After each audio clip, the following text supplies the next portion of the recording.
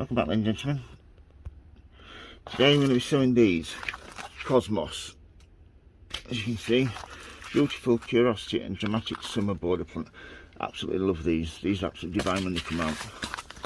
If you sow them this time of year, you can keep nipping the tops out so they bush out and you get really nice, healthy, strong plants. So let's just see what it says here. Enough for 60 plants, which is plenty.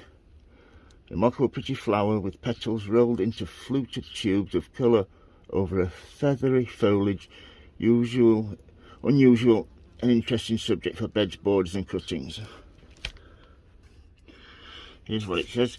So, February to April in trays of seed compost, so thinly, cover with 0.5 cm, quarter inch of compost, firm gently and keep moist. Keep it approximately 15 to 20. Seedlings appear 4 to 21 days. When large enough, transplant 5 cm 2 inch pots apart in trays. Grow on at approximately 13 to 15 centigrade. Stand outside for a few days late May. Avoid frost.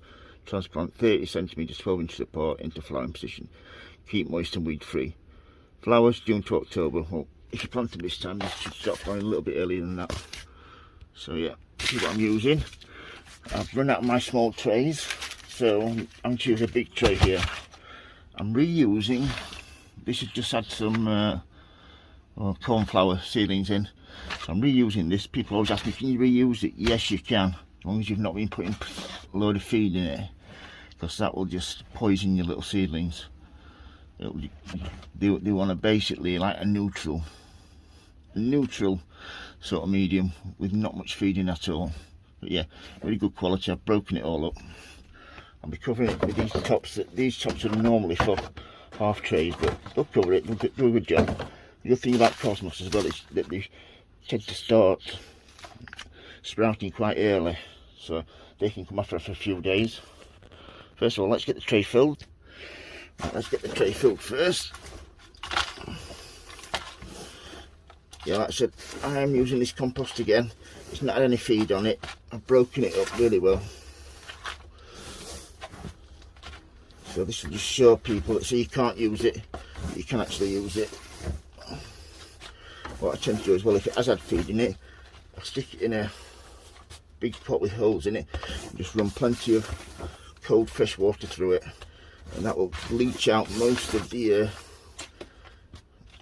heavy toxins that are built up through a few months of feeding. So once you've done that, get a piece of wood, just level it off. It doesn't have to be perfect, but nice and neat. Anything like that, just take off. Right, these are thin trays. They're not as good as these thick ones. You can have these for years, so I've got to double them up. These. Right, let's get these open, shall we? The thing about these, they are quite big seeds, so they are quite easy to handle. But it says there's enough for 60 plants.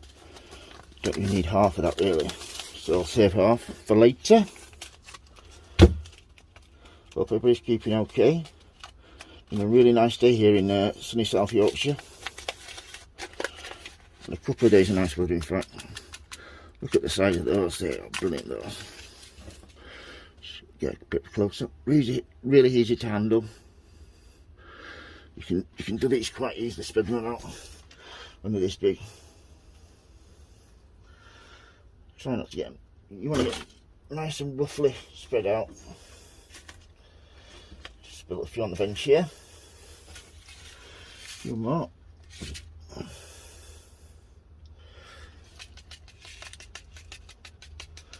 That's that done. Just save a few for later. Put those away. And so then just cover them only slightly. So this is what I do. Bit of compost in between your hands. Break up any large bits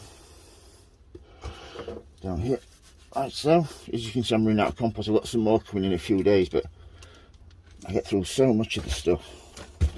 Right, once that's in, like so, all we need to do then, name tag it, like so, and then some water. These old pop bottles for watering cans are great. You can really direct it, put a bit of force in the bottle and get as much coming out as you want. And they don't cost you anything. That's the main thing, recycling, reusing. That's all that done. All I'm going to have to do then is I'll leave these overnight, stick the tops on like so.